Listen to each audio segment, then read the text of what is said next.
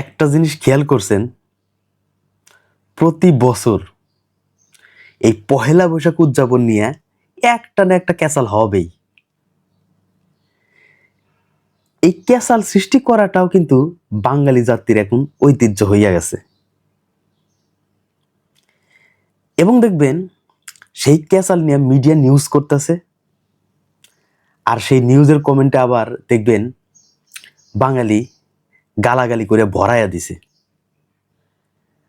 তার মানে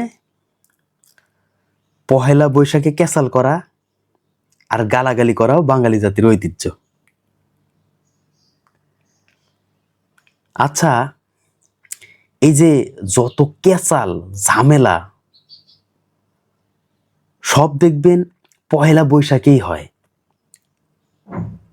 তারপরেও কেন আমরা পহেলা বৈশাখকে এসো এসো বলে ডাকি?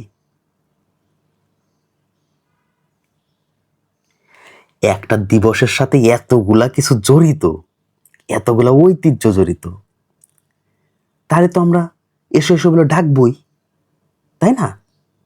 এটাই তো স্বাভাবিক। তারে ডাকলেও আসবে, না ডাকলেও আসবে। তুমি ডাকিলেও আসি, না ডাকিলেও আসি।